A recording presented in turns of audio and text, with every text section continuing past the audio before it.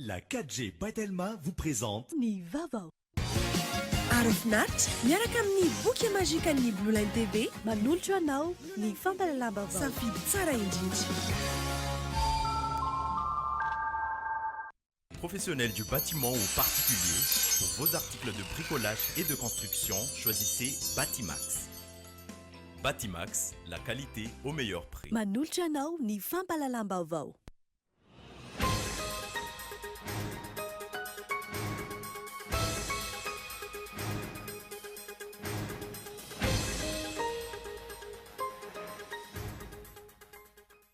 Ireo voka-pividianana vonjy-maika avy amin'ny seny tamin'ireo faritra roa amby roapolo sy manerana ny nosy nentina aminao anatin'ny fampalalam-baovao androany. Tany 700 no vita titre antsokisoky eny laniera. Milaza sorabavety vokatran'ny ireo mponina amin'ny commune telo manodidina ary mitaky ny famerenana ny tany izy ireo.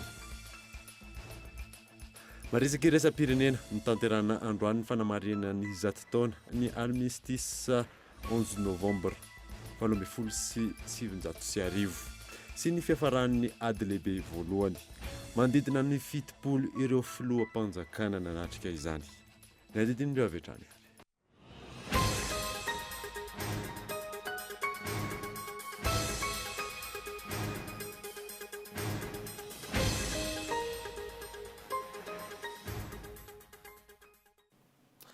Finaritra tompoko lasy tompoko fotoanany vaovao amin'ny ty alady alina ity ka manasanao ary naraka izany hatramin'ny farany anombotsika ny vaovao dia ireo voka-pividianana vonjy-maika avy amin'ny seny tamin'ireo faritra roa amby roapolo sy manerana nosy amin'ny akapobeany no entina aminao anatin'ity fanadidina manaraka ety harawary. Ny voka-pividianana vonjy-maika avy amin'ny seny tamin'ny 7 ora maraina ho an'ireo faritra roa amby roapolo hatreto no azo. Tahaka izao ny filarana sy ny sambato ho an'ireo telo voalohany. Faritra loatra mangoro, birao fandatsaham-bato misa 477 amin'ny 750 ny voamarina ary natratra 550 ny tapavitriana. Eo amin'ny larana voalohany marika Ravalmanana, nahazo ny salanisa 740 ary nahazo vato 403 sy 4 faharoa Andry Rajoelina, nahazo ny salanisa 530 ary nahazo vato 320 sy 703 sy 3 Eo amin'ny larana fahatelo Rajaonarimampianina Hery, nahazo ny salanisa 2,70 ary nahazo vato 720 sy 900 sy 2. Faritra Moronmani, birao fandatsaham-bato 37 amin'ireo 920 sy 700 ny voamarina ary natratra 750,730 ny tapavitriana. Larana voalohany marika Ravalmanana, 270,700 nahazo vato 570,700 sy 3. Larana faharoa Andry Rajoelina, 530,700 nahazo vato 39 sy 2. Larana fahatelo kosa Rajaonarimampianina Hery, 4,100 nahazo vato 30 sy 700 sy 3. Faritra Nalamanga, birao fandatsaham-bato 400 sy 1 amin'ny 3,700 sy 3 ny voamarina ary natratra 950,700 ny tapavitriana. Larana voalohany marika Ravalmanana, 550,500 nahazo vato 3,707 sy 7 sy 1 hetsy.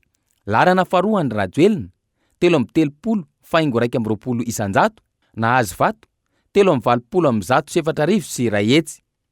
Rajaonarimampianina Hery no amin'ny larana fahatelo, 2,100 nahazo vato 2,700 sy 9.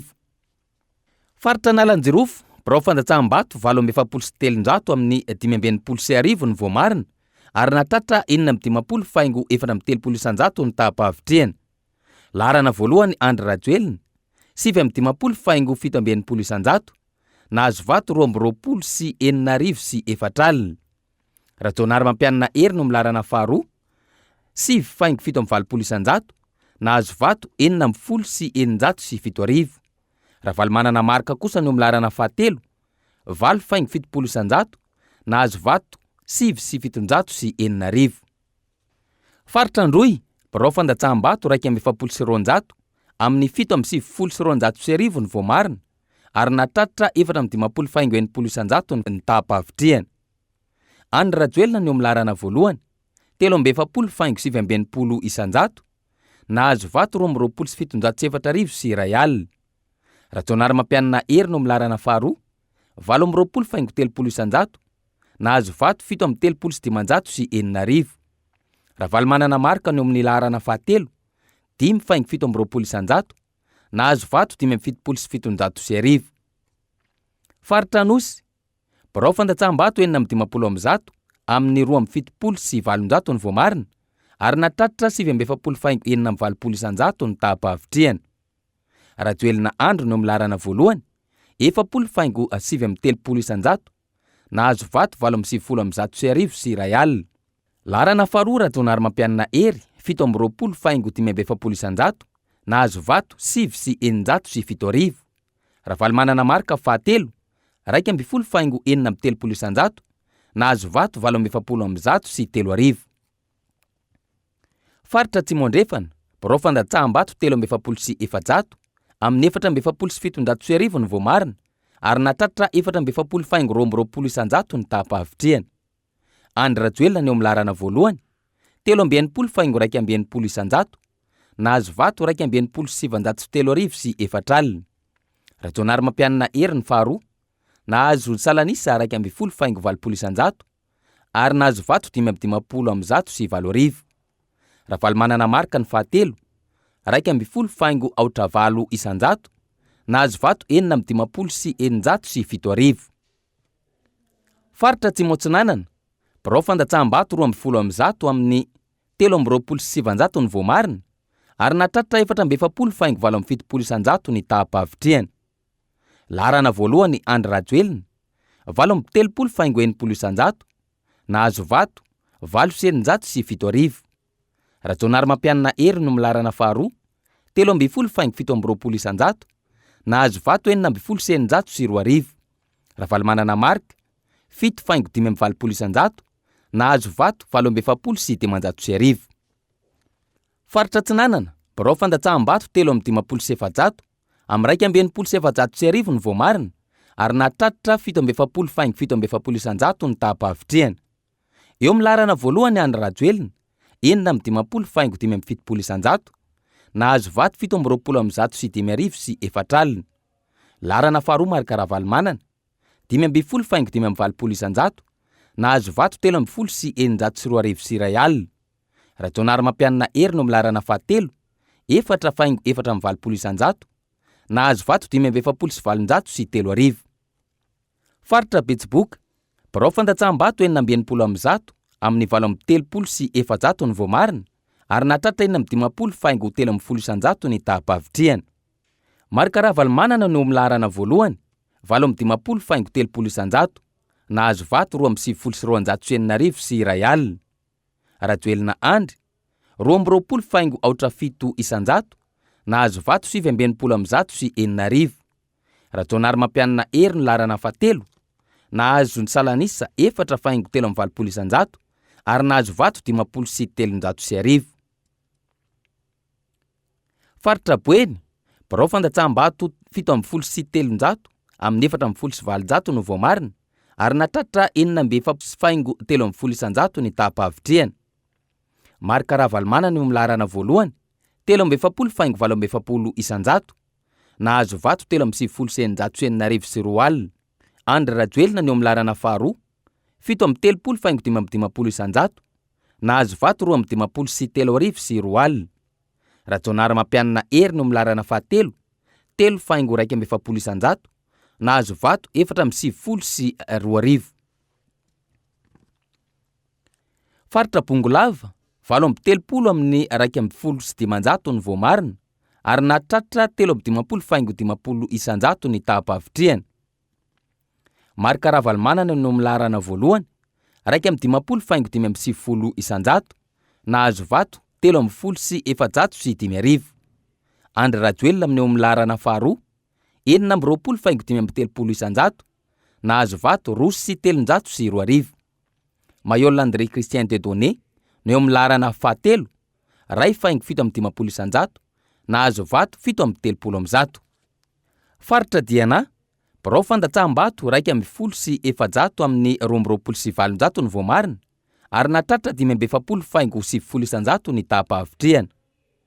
Larana voalohany Andry Rajoelina 4,390 nahazo vato 4,70 sy 4 faharoa Marc Ravalomanana 4,80 nahazo vato 7,70 sy 1 larana fahatelo Rajaonary Mampianina Hery 8,530 nahazo vato 50 sy 9. Faritra Haute-Matsiatra Birao Fandatsaham-bato 40 sy 700 amin'ny 820 sy 1 ny voamarina ary natratra 2,570 ny tapavitriana. Voalohany Rajoelina Andry 7,740 nahazo vato 8,205 sy 4 faharoa Marc Ravalomanana 7,770 nahazo vato 7,770 sy 2 fahatelo Rajaonary Mampianina Hery 4,570 nahazo vato 5,700 sy 4. Faritra Iorombe Birao Fandatsaham-bato 3,0 amin'ny 8 sy 700 ny voamarina ary natratra 2,530 ny tapavitriana. Larana voalohany Andry Rajoelina 5,770 nahazo vato 3,500 sy 9. Larana faharoa Marc Ravalomanana 2,570 nahazo vato 7,500 sy 3.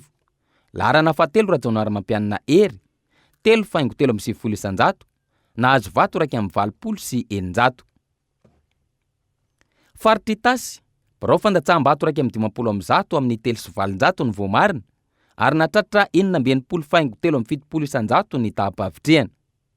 Voalohany Marc Ravalomanana 7,550 nahazo vato 4,207 sy 2 faharoa Andry Rajoelina 2,570 nahazo vato 7,30 sy 7 fahatelo Rajaonary Mampianina Hery 2,530 nahazo vato 4,0 sy 1. Faritra Melaky Birao Fandatsaham-bato 5,30 amin'ny 4,700 ny voamarina ary natratra 7,590 ny tapavitriana. Voalohany Andry Rajoelina 2,110 nahazo vato 4,200 sy 1 Ravalomanana Marc amin'ny larana faharoa 2,570 nahazo vato 4,700 sy 1. Rajaonary Mampianina vahatelo 5,420 nahazo vato 2,90 sy 800. Faritra Menabe Birao Fandatsaham-bato 4,700 amin'ny 2,700 ny voamarina ary natratra 4,770 ny tapavitriana. Larana voalohany Ravalomanana Marc 3,700 nahazo vato 5,904 sy 3 faharoa Andry Rajoelina 2,300 nahazo vato 2,200 sy 2 fahatelo Rajaonary Mampianina Hery 2,220 nahazo vato 4,30 sy 800. Faritra Sava Birao Fandatsaham-bato 7,900 amin'ny 7,20 ny voamarina ary natratra 4,770 ny tapavitriana.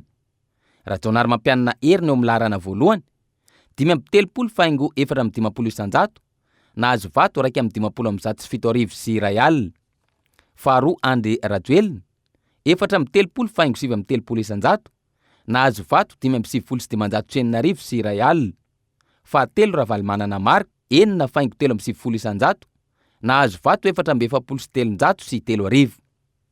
Faritra Sofia Birao Fandatsaham-bato 2,700 amin'ny 8,900 ny voamarina ary natratra 5,400 ny tapavitriana.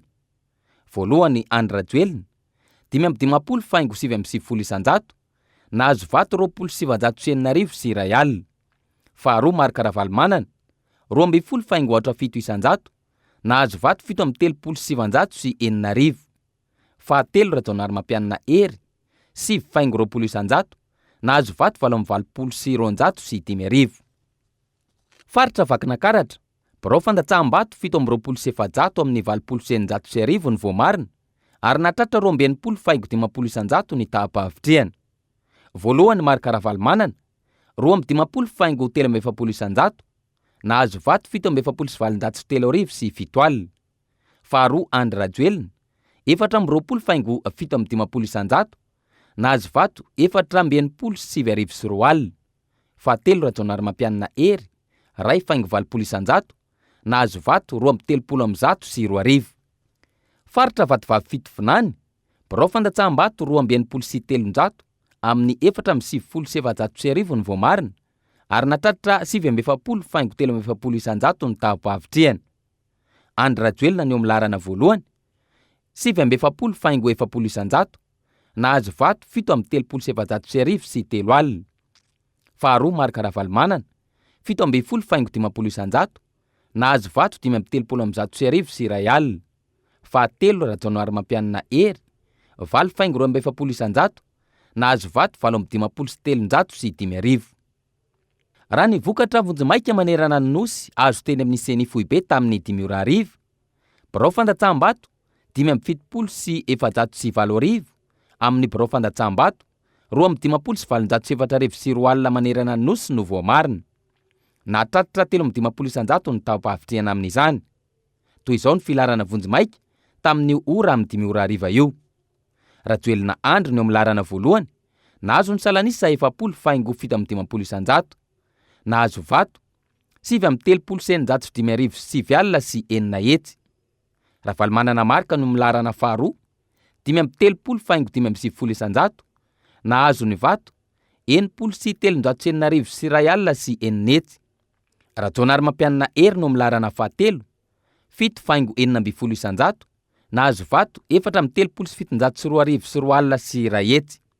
Izany hoe misy elanelam-bato 7,70 sy 209 sy 7 alina eo amin'ny kandida Andry Rajoelina, laharana voalohany, sy Marc Ravalomanana, laharana faharoa, ary elanelam-bato 5 sy 700 sy 2 sy 7 alina sy 5 hetsy eo amin'ny voalohany sy ny laharana fahatelo Rajaonary Mampianina Hery. Vitiny ny fifidianana filoham-pirenena fiodinana voalohany fifidianana filoham-pirenena faharoan'ny Repoblika faefatra nisy amin'ireo lesika na izany asa dia tsy dia hisy vokany ratsy ho amin'ny fizotran'ny fanisambato izany fanadina. Voka-pifidianana amin'ny birao-pifidianana 5,000 latsaka amin'ireo 2,10 sy 704 sy 2 alina manerana ny nosy hatreto no hita etsy amin'ny seny Alarobia, 4 andro teo aorian'ny fifidianana. Mitarazoka sy sahala amin'ireo kandida ny fandraisana sy fikirakirana ireo vokatra. Miteraka iasy sy mampisafotofoto eritreritra ny tranga misy. Nampiantso fitoniana ny filohan'ny ACC na ny filohan'ity Vaomera maleo tena misahana ny fifidianana manoloana ireo karazana antotanisa mivoaka ankehitriny. Mbola nitsabahan'ireo vahiny ihany koa ny raharaha tokantrano malagasy tamin'ny nanomezany lesona ireo kandida sasatsasany. Ny marina tsy azo lavina, tsy mazava amin'ny olom-pirenena mihitsy hatramin'izao ny mampitarazoka ny famoahany seniny voka-pifidianana, na niezaka nanazava sy nanadio tena aza izy ireo, nandritra ny tafa nataon'izy ireo ho an'ny mpanao gazety ny sabotsy 10 ny volana Novambra maraina teo. Nolazainy seny fa ny lalàna ny mametra ny fomba fiasany, ary ny lalàna ihany koa ny mandidy azy ireo, fa tsy maintsy amin'ny 20 ny volana Novambra ho avy izao no amaohan'izy ireo ny vokatra vonjimaika tamin'iny fifidianana nanehon'ny vahoaka ny safidin'iny. Ho tratra ve izany hoy ny maro? Tao anatin'ny 4 andro voka-pifidianana tamin'ny birao-pifidianana 5,000 latsaka no navoaka ny seny, 10 andro sy 7 andro sisa ananany ve ahavitana hamoahana voka-pifidianana amin'ireo birao-pifidianana 2 alina mahery ho hitantsika eto izany, hoy ny bevazivazy. Dia mampametra-panontaniana tokoa ny eny mahita ireo fitaovana na mpitaovana ireto RCRMV na ny section de recensement des matériels de vote sy ny isan'ireo olona miasa amin'izy ireny, kanefa izy ireo no aindehibe ny fikirakirana ny voka-pifidianany. Dia izay ve no takatry ny volabe miliara ariary marobe narotsaka tao anatin'ilay sobika lehibe fikarakarana ny fifidianana, fa namba masina ho an'ny tantaran'ny firenena ny asan'ny seny, ka tsy tokony ho amavanina velively satria ny safidim-bahoaka ny kirakirainy ary no avy ny firenena sy ny taranaka mapara ho an'ny 5 taona manaraka indray. Amin'ny 20 ny volana Novambra mifankahite. Vonina anampy amin'ny fanatotosana ny IEM ny kandida Andry Rajoelina ny diaspora malagasy mivondrona ao anatin'ny fikambanana tous ensemble pour Madagascar. Miantso ny vahoaka malagasy ihany koa izy ireo ho tony. Iona saina.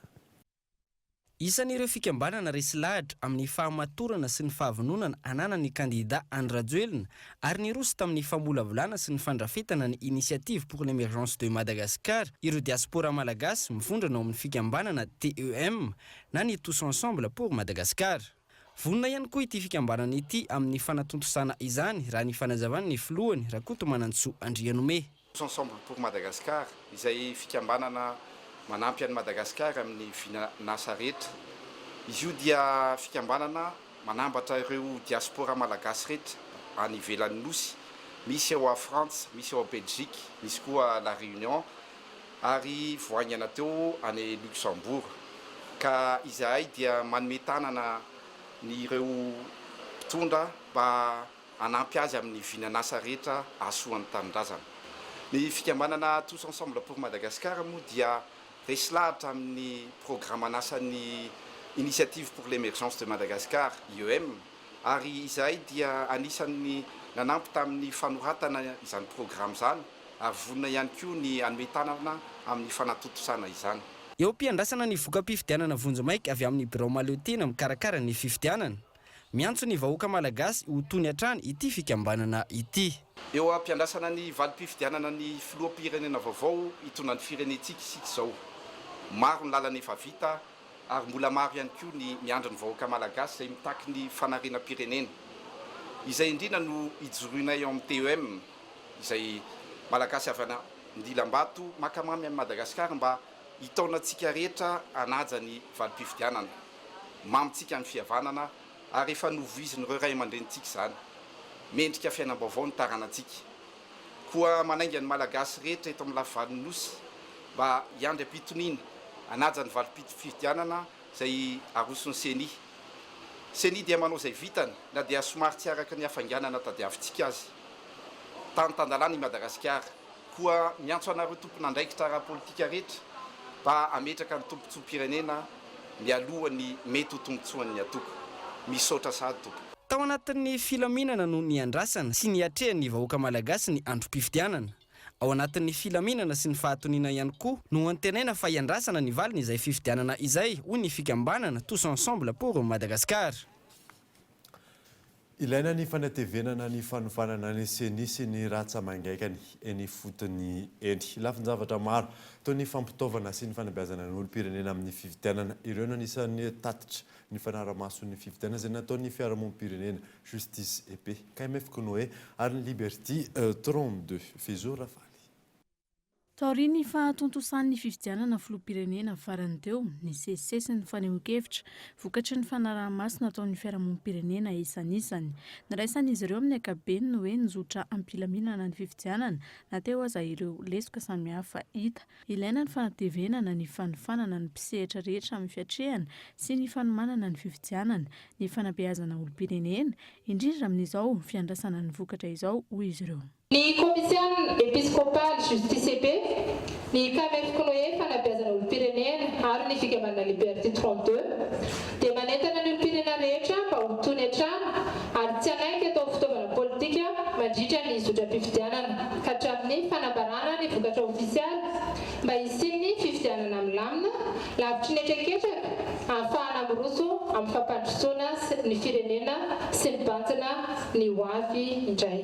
Farany fanamafisana sy fanatsarana ny fiofanana ho an'ireo ratsa mangaikan'ny voamera mahaleo-tena misahana fifidianana ka hatrany amin'ireo mpikambana ao amin'ny birao-pifidianana. Misy ny tsy fahatombombana ny fifidianana manerana ireo birao-pifidianana ny asan'ireo fiarahamonim-pirenena ireo, tsy fanarahan-dalàna sy tsy fampiny ny fahaiza-manao no ankamaroany raha ny tatitra natao. Mpikambana fa mbola tsy ampy ny fahaiza-manao an'ireo ekipa mpikambana atao amin'ny birao-pifidianana. Hita ihany koa fa nisy ireo mpikambana birao-pifidianana izay nampiseho fiandaniana marihana fa ny olo-pirenena dia tompona andraikitra amin'ny fisoratana anarana ao anaty lisitry mifidy. Nisy birao fandatsam-bato nahitana lisitry mifidy izay tsy hita tao ny anarana nanomboka tamin'ny A ka hatramin'ny R. Tsy hita tao anaty lisitry akory nanomboka tamin'ny G. Tamin'ny birao fandatsam-bato sasany dia tsy niantoka ny tsy ambaratelo ny safidy ny toerana misy azy ireo.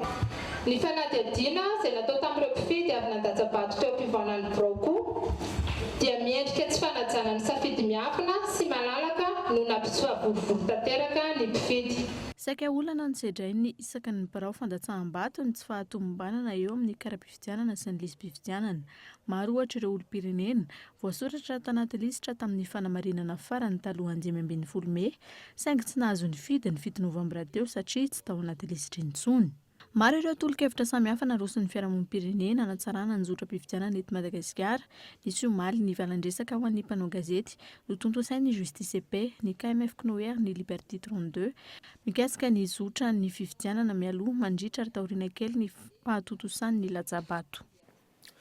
Tonga eto amin'ny fotoanany dokavarotra isika ao aoriana izay nanarahantsika ny olany fananantany eny laniera eny. Eo ihany koa ny fitarainan'ny mponina ny fivangonan'ny fako etsero eto andrenivohitra. Rehefa avy eo ary.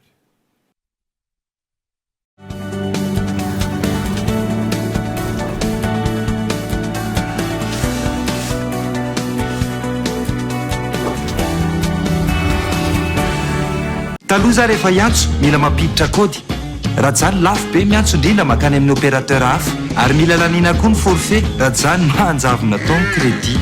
Sao za efa bip tsy misy an'izany tsony, tsy mila mampiditra kody ary zato dia efa afaka miantso mihoatra ny 2 minitra ary 10 segondra miala ny crédit a. Miantso ny tambazotra rehetra zany a 7 jours sur 7 na oviana na ovina.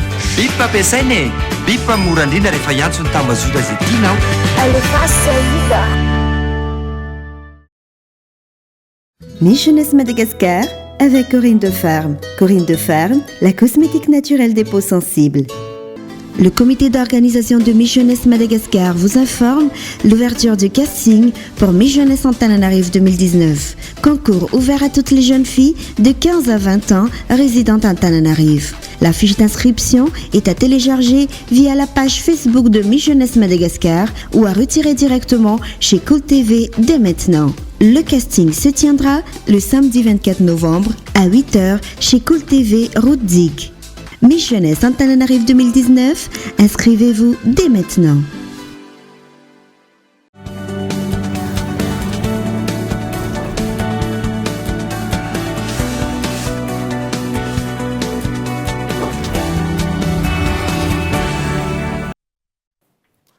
Araka ny hitantsika teo eny Jerry Maguire izay indray no horonan-tsary arahantsika anioalina eto amin'ny Kolo TV. Fa ny anizantsika ny vaovao kosa indray dia tsy mitandro ny tontolo iainana ny malagasy aminao. Inona no anton'izay vokatra izay fanadidina izay indray ny arahan'ny Kolo TV FM sy ny agence capsule indray nentina aminao anatin'ny fampalalam-baovao amin'ity androany ity. Mampiona Rakotorso. Inona no mahatonga ny malagasy tsy mitandro ny tontolo iainana? Olom-pirenena miisa 700 teto andrenivohitra no nametrahany agence capsule sy Kolo TV FM io fanontaniana io nandritra ny faran'ny volana oktobra teo. Ny 27 isanjato no nilaza fa ny tsy firarahina no anton'izany. 13 isanjato ny fahantrana ary ny 14 isanjato ny tsy fahalalana ny fiantraikan-dratsy eo amin'ny fiainan'olombelona. Ny fahazarana teo amin'ny olona izay niaina tao anaty tontolo voajanahary tanteraka hoy ny mpandinika fiarahamonina no antony mahatonga io tsy fitandrona tontolo iainana io. Ho an'ny mpandinika fiarahamonina, isan'ny nitarika io tsy fanajana tontolo iainana io ny toe-tsaina. Ny taloha ny fandrarana ny olona tsy ho any tsy hanapakala ohatra dia fitenena hoe misy vazimba na misy anina izay zavatra izay koa efa tsy dia misy tsony fa na ny atao Antananarivo fotsiny izao jerevantsika le toerana rehetrarehetra lazaina fa hoe misy vazimba sy anina fa misy trano daholo dia lasa tsy dia misy zavatra tahorana tsony zany. Mitaky fanabeazana entitra araka izany ny fikajiana ny tontolo iainana izay raha tiana ny azahoana vokatra tsara. Sakana misy apahany zany avy amin'ny olombelona dia misy apahany fivoaran'ny natiora. Zay no mampatonga le izy dia ny avy any amin'ny olombelona resaka fanabeazana ahoana zany kolotsaina io, kolotsaina sy fanabeazana. Raha hoantsika eto Madagasikara manokana, antsika zany atao anatina tontolo natoraly izay ny zava-mananaina rehetrarehetra sy ny zava-boary dia afaka mifandamina eo izy amina écosystème normal zany. Dia tsy dia misy olana loatra fa rehefa manomboka mivoatra zany ny tontolo zany hoe tonga daholo ireo vokatra somary efa plastika dia tonga ny moderna ny tanàna sy ny sisa dia nefa antsika mbola zatra tamin'ilay fiainana taloha iny zany dia lasa io manahirana be io zany no misy atsika satria raha nary sase ianao ohatra eo amin'ny arabe na amin'ny aina tsy ho levina mandrakizay iny. Taloha ianao mihinana akondro dia arianao any anaty ala dia levina iny. Betsaka ny doro-tanentina dia efa loza miatra amin'ny firenena aza ny fiakarany hafanana sy ny fiovaovan'ny toetry ny andro. Inona no mahatonga izany? Vokam-panadihadiana mikasika io fanontaniana niarahana tamin'ny Kolo TV FM sy ny agence capsule io indray no hotaterina aminao anaty ny fampahalalam-baovao Rahapitso. Tany 700 hektara no vita titra Antsokosoko eny Laniera. Lanja soro-bavety vokadrany ireo mponina amin'ny commune telo manodidina ary mitaky ny famerenana ny tanin'izy ireo. Fanadinga eto Andriatsilavo. Titra miisa 27 amina tany mirefy 700 hektara no fantatra fa nisy nazo Antsokosoko etỳ Laniera. Taitra ireo mponina avy amin'ny commune telo manodidina izay mampiasa sy mivelona amin'ny tany raha nary izany. Aiza ny fampiarana ny lalàna eto Madagasikara hoy izy ireo izay nampiasa ny tany tao anatin'ny 50 taona mahery. Vohitsakitsaka ny zonim-panajary ny tany ka tsy ekena ny tranga tahaka izao. Ny mampalahelo dia ny fanaovana fomba tsy mihaja, tsy manaja zon'olombelona satria ny tany raha misy mikarakara manamety ny laly dia tokony hajaina izay olona izay. Fifampiresahana sisa ary manaraka an'izay ny taratasy raha misy tokony ho atao. Tsy voady izay dia ity fa tonga dia titra mivoaka dia izay mahatonga anay manampy an'ireto olona ireto sady ao anatin'ny fikambananay amin'ny ahazony miverina amin'ny ara-dalàna ny tany satria efa misy titra mivoaka raha ny fahitako azy. Arak'izay dia manampy an'i zareo izay hoe ahoana ny ady-damerenana amin'ny vahoaka tsotra ny tany efa mivoleny. Tamin'ny Repoblika voalohany natao hoe aire de mise en valeur rurale ny tany etỳ Laniera. Any fanjakana ny tany ary misoratra amin'ny fanjakana saingy no azariany olona nandritra ny 50 taona. Ny taona 74 ny vita ny titran'ny tany ary tsy nampahafantarina nanakana ny heviny ny mpanajary. Marina fa misy andinin-dalàna ao anatin'ny andiny 720 amin'ilay lalàna momba ny tanim-panjakana vaovao hoe maso mandidy ny fanjakana izay tia nomena azy, fa misy koa nefa no miteny hoe le olona eo atoerana izay nanajary dia tokony nomena azy izy atao dotation amin'ny andiny 70 andalana 5. Maninona any amin'ny andininy anankiray ihany jerena fa tsy jerena daholo le lalàna. Anasy tsisy koa raha lalàna mba ny ara-draro mba tokony jerena hoe ireo olona eo nanajary. Ny sifa dia natsoina, hanoana dia ny ataonay dia mangataka ny fanafoanana n'ilay titra dia angatahan'ny vahoaka ny tantsaha ny tany io izay mamelona misy any amin'ny 700 sy 700 mahery any misy an'ny tokantrano mivelona amin'ilay toerana ary mivelomana. Fianakaviana maro araka izany no mivelona amin'ny tany mandritra izay 50 taona izay. Amin'izao fotoana lasan'olona ny tany. Milaza ny tsy anaika ireo mponina ary manamafy hatrany ny fangatahana fanafoanana ireo titra miisa 27 ireo. Tsy mandray andraikitra ireo misana ny fanadiovana eto andrenivohitra io ny ankamaroan'ny mponina manoloana ny fivangonan'ny fako eto sy aroa. Ny tsy fampin'ny fiarabe no miteraka io olana io hoy teo anivon'ny RF2 fanadina. Mivangongo sy ny paritaka ny fako eto Antananarivo renivohitra efa tato anatin'ny fotoana maharitra. Tsy misy ny fiovanjavatra na efa nisy aza ny antsoavo natao tamin'ireo tompon'andraikitra misahana izany. Manany amin'ny andavanandrom-piainany sy ny mety isin'ny aretina teraka ny falitoana eto sy aroa ireo mponina indrindra amin'izao fotoana ny rotsakoran'izao. Mampalahelo dia mampalahelo satria aty amin'ny plein ville zany moa surtout hoe parkina eto. Dia na le client raha lasa tsy mipetrapetraka amin'ity party ity ty maloto le izy. Ny olona indray zany efa tena manara-dalàna mihitsy amin'le resaka parkina ny esparka satria efa misy sazo io zavatra io raha tsy manara-dalàna. Izay zany zao eto miasa eto amin'ity parkina ity nefa jereo le loton'le parkina na le client anay ary tsy tamana mijanona eto mihitsy. Le plasy lasa an'le fako daholo le izy ohatrany hoe le fako inzay mandoa parkina zany. Rivotra milasa tsy zarizariny na le mikroba tsy fantatra amin'izao moa misy ny karazana aretina dia iny ny tena atahoranay voalohany indrindra. Raha ny fanazavana olana ny tsy fampin'ny fiarabe fitaterana ny fako eto andrenivohitra tsy mifanaraka amin'ny isan'ny mponina ihany koa ny fitaovana raha nambarany teo anivon'ny RF2. Arina amin'ilay izy zany be da be misy le manary fako mponina eto ambony tena bobaka. Fa za zany tena misy fotoana koa andrendre mba manilika amin'ny angady efa tsetry io vetivetika io zao sahary. Tsy hoe za rery kory manary eto fa be da be manary eto. Am'savovona be zany vao mandalo zareo. Tena hitako kely le camion makafaka eto kely dia kely. 2 volana, 2 volana sy tapany makafaka. Dia izay mahatonga azy misavory. Ny fandrindrana sy ny fandaminana ny fanadiovana ny tanàna eto an-drenivohitra kosa no nambara ny mpanara vaovao ho misy olana. Miandry ny fepetra raisin'ny tompon'andraikitra voakasika rehetra tahaka ny eo anivon'ny Samivasy ny komina Antananarivo manoloana izany ny olom-pirenena. Dia iny maresaka iraisam-pirenena manakatana vaovao tamin'ity alina ity ankasitrana ianao nanaraka izany soava-mandro dia velomin'ny fodalo tompoko.